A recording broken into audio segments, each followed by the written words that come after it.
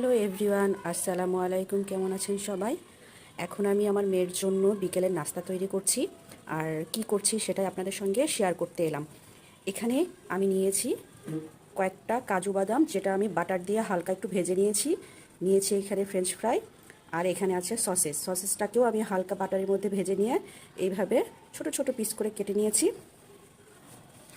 তো ফার্স্টেই একটা বাটির মধ্যে নিয়ে নিচ্ছি ফ্রেঞ্চ ফ্রাইগুলো, তারপরে দিয়ে দিব সসেস,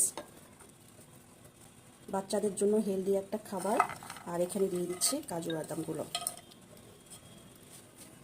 এখন এর উপর দিয়ে এরকম একটা চিজের শিট দিয়ে দেব।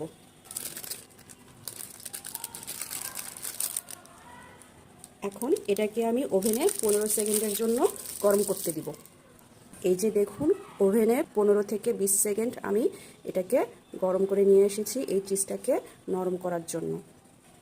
এখানে নিয়েছি মেয়োনিজ আর টমেটো সস, দুটোকে ভালো করে মিক্সড করে নেব। মিক্সড হয়ে গেলে এটার উপর দিয়ে এইভাবে করে দিয়ে দিব। এই খাবারটা বাচ্চারা খেতে খুব পছন্দ করবে। হয়ে গেল হেলদি মজাদার বিকেলের নাস্তা আমার মেয়ের জন্য।